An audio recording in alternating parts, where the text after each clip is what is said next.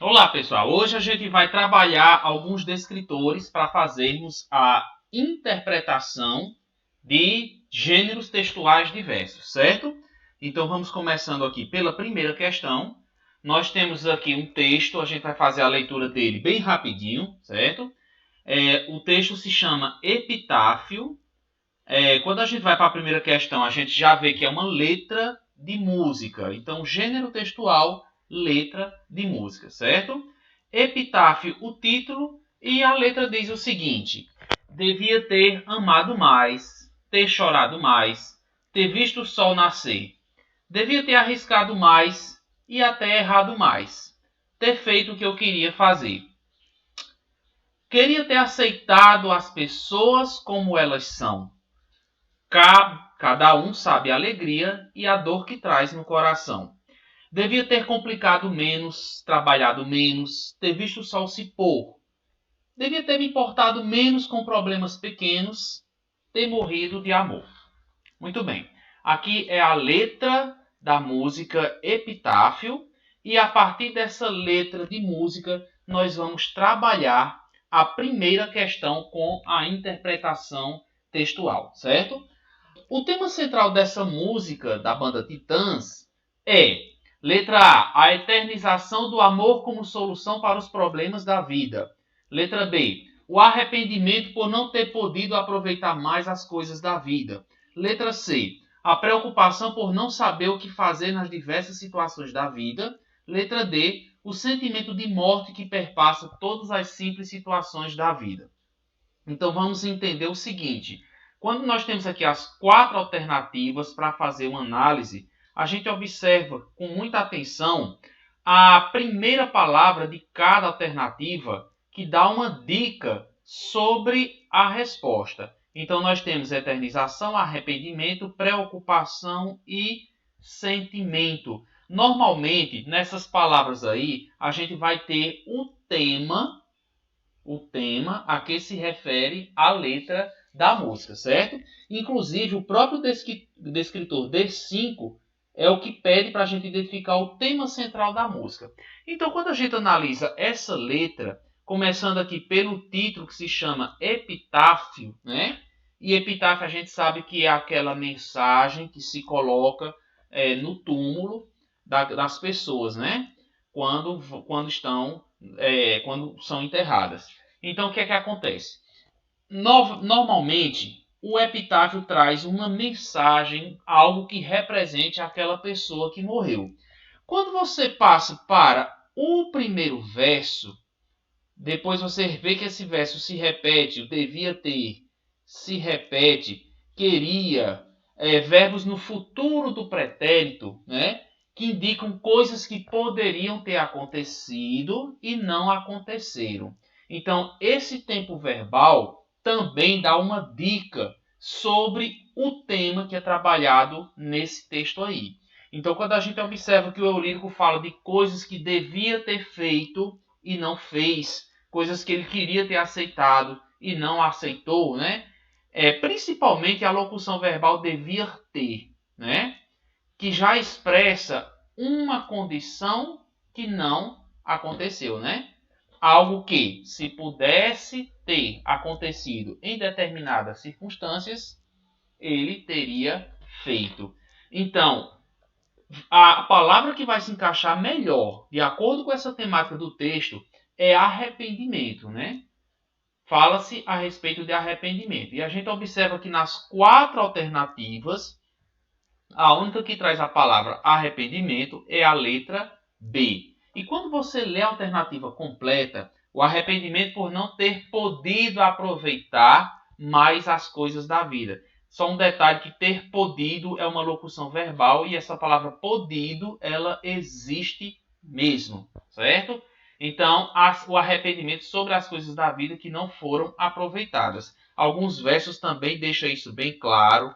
Devia ter complicado menos, devia ter trabalhado menos, devia ter me importado menos, né? Então, tudo isso vai levar em conta que a alternativa correta é a letra B, ok? Na segunda questão, nós temos um textozinho pequeno, chamado A Função da Arte.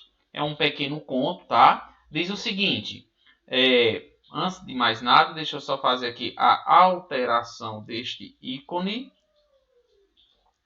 Aqui, pronto. Nessa letra B, nós temos o seguinte. Diego não conhecia o mar. O pai Santiago Kovadlov levou para que descobrisse o mar. Viajaram para o sul. Ele, o mar, estava do outro lado das dunas altas esperando. Quando o menino e o pai, enfim, alcançaram aquelas alturas de areia, depois de muito caminhar, o mar estava na frente dos seus olhos. E foi tanta a imensidão do mar e tanto fulgor que o menino ficou mudo de beleza. E quando finalmente conseguiu falar, tremendo, gaguejando, pediu ao pai: "Me ajuda a olhar." Aí é um textozinho do Eduardo Galeano, certo? E nós vamos ter aí a pergunta que diz o seguinte. Ele quer saber. O menino ficou tremendo, gaguejando, por que razão? É porque a viagem foi longa, as dunas eram muito altas, o mar era imenso e belo, o pai não ajudou a ver o mar. Veja que a última frase, me ajuda a olhar, é a frase-chave para a interpretação do texto, tá? Quando a gente analisa aí o descritor 11, que ele pede para estabelecer uma relação de causa e efeito, a gente observa aqui que quando o menino diz me ajuda a olhar, é o efeito de uma sensação que ele teve ao olhar aquele mar. Obviamente que eu não posso interpretar o pé da letra e achar que o menino não estava vendo o mar, porque em nenhuma parte do texto diz que ele teria algum problema de ver o mar. Diz apenas que ele, olha só, primeiro verso, isso é importante, primeiro verso não, primeira frase, ele não conhecia o mar, tá? Não é que ele não pudesse ver, ele não conhecia o mar. Então, o pai levou para ver o mar, né? E isso teve uma consequência, né? Ele ficou, vamos voltar aqui um pouquinho, olha só.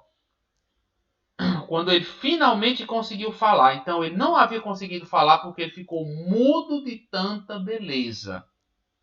Olha só, ficou mudo de tanta beleza. Ele não ficou cego, tá? Ficou mudo. Então, mudo leva a entender que ele ficou admirado. Se ele ficou admirado, então, qual alternativa nós vamos marcar aqui? Por que ele ficou tremendo, gaguejando? Já que essas são sensações de quem está admirado, extasiado, né? Nós vamos marcar na segunda questão a letra C, porque o menino, aliás, o mar era imenso e belo, ok? Na terceira questão nós temos mais um texto. Se você quiser levar em consideração, olhar a fonte do texto primeiro, nós temos aqui revista super interessante, né? Uma revista de divulgações científicas. Nós voltamos aqui para o título do texto. Nós temos mente quieta, corpo saudável. E nós temos aqui o parágrafo que diz o seguinte. Aliás, é um texto. Esse texto aqui ele é colocado dentro de um único parágrafo e diz o seguinte. A meditação ajuda a controlar a ansiedade e a aliviar a dor. Olha que o texto começa com uma pergunta. Então, ele vai apresentar uma curiosidade ao leitor. O leitor quer saber uma resposta, porque ele está vendo uma pergunta diante dele. Ao que tudo indica, sim, os cientistas encontraram as maiores evidências da ação terapêutica da meditação, medida em dezenas de pesquisas. Nos últimos 24 anos, só a Clínica de Redução do Estresse da Universidade de Massachusetts monitorou 14 mil portadores de câncer, AIDS, dor crônica e complicações gástricas. Os técnicos descobriram que, submetidos a sessões de meditação que alteraram o foco da sua atenção, os pacientes reduziram o número da ansiedade e diminuíram ou abandonaram o uso de analgésicos. Qual a finalidade do texto? Criticar, conscientizar, denunciar ou informar? Bom, é uma revista científica, portanto, o gênero textual aqui é o texto de divulgação científica. Divulgação científica é divulgar, é apresentar dados científicos para uma população, certo? E uma população até mesmo leiga no assunto, né, que vai absorver esse conhecimento. Então, a alternativa correta, já que eu falei em absorver conhecimento, seria a letra D. O objetivo do texto é informar, é passar informação, é passar conhecimento para o público. Alguém até poderia pensar conscientizar a letra B, só que conscientizar é algo muito mais profundo do que apenas informar, tá? Conscientizar normalmente a gente leva para o lado pessoal. A conscientização normalmente ela como eu falei, mais profunda, ela está mais caracterizada dentro de uma crônica, por exemplo, uma crônica reflexiva, tá? Mas em um texto de divulgação científica, olha só, divulgar ciência, tá? Informar, se encaixa mais a alternativa D, ok? O texto da questão seguinte, a questão 4, é um poema, tá? Como é que eu sei que é um poema? Porque ele está disperso em versos. Tá? A gente observa aqui que são versos, não são parágrafos, por exemplo, como o texto 3. Aí, se eu vou trabalhar um poema, a minha forma de analisar esse gênero textual já é diferente. Em poemas, eu me preocupo muito com linguagem figurada. Nesse texto 3, como eu sabia que era um texto informativo, eu não me preocupava com linguagem figurada. Então, a minha forma de olhar para um poema é diferente. Temos aqui o poema que diz o seguinte: quando eu tinha 6 anos, ganhei um porquinho da Índia, que dor de cabeça que me dava. Porque o bichinho só queria estar embaixo do fogão. Debaixo do fogão. Levava ele para a sala, para os lugares mais limpinhos. Ele não gostava. Não fazia caso nenhum das minhas ternurinhas. O meu porquinho da Índia foi a minha primeira namorada. E fechou o poema do Manuel Bandeira.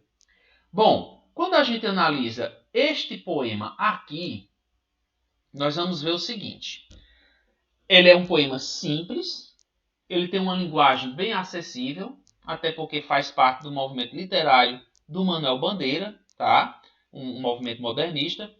E a pergunta é direcionada ao descritor 19, que é sobre os efeitos dos recursos expressivos. Ou seja, vamos interpretar aqui, na verdade, porque as palavras estão, no caso da questão, porque elas estão no diminutivo. No poema, o uso dos diminutivos porquinho, bichinho e limpinhos e ternurinhas indica o quê? Afetividade, ou seja, afeto, deboche, desconsideração ou insatisfação. Quando a gente coloca uma palavra no diminutivo, normalmente a gente se refere ao tamanho de determinada coisa. Mas quando ele fala bichinho, limpinho, limpinho, veja que é um adjetivo que está no diminutivo, nem é um substantivo, né? Ternurinhas é um substantivo abstrato no diminutivo, né? Porquinho eu até podia entender porque é um porco pequeno mesmo, tá? Mas quando você mostra esse conjunto de palavras aí, a alternativa correta é afetividade. É uma forma carinhosa de se referir a essas palavras, certo? E na última questão, pássaro em vertical, novamente nós temos um poema que tem um final bem diferente. Você observa que a estrutura desse poema aqui é diferente e toda forma de escrita tem uma intenção, né? Então, essa escrita tem também uma intenção, né? Aqui parece até uma escadinha, mas quando a gente tira, a gente percebe que é algo que vai... Vamos ler primeiro o texto. A disposição das últimas palavras desse texto sugere, olha só, a disposição, a forma como elas foram colocadas no texto, sugere dor, giro, queda ou volta. Assim como a questão anterior, que é a 4, essa aqui no caso é a 5, né? Assim como essa questão 5, nós vamos ter aqui as palavras dispostas de determinada forma, que ele quer saber se é uma dor, um giro, uma queda ou uma volta. Então esse pássaro voava, cantava para lá, olha que o verso foi colocado do meio para o fim, voava para cá, a gente tenta entender o movimento de um pássaro para lá e para cá, né? Voava o pássaro e cantava. De repente um tiro seco. Então o pássaro voava, cantava, né? Um movimento de alegria, de paz, né? Até que veio um tiro e de repente o pássaro fez o quê? Caiu, né? Então, a alternativa correta é a letra C, queda, né? Se ele tivesse perguntado dos versos 2 e 3, né, a gente podia até pensar na questão de um giro, né? Mais ou menos um giro, né? Mas na verdade é um vai e vem, certo? Mas o tiro derrubou o pássaro, alternativa letra C, ok? Então esses aqui foram os descritores que a gente trabalhou na aula de hoje e até a próxima.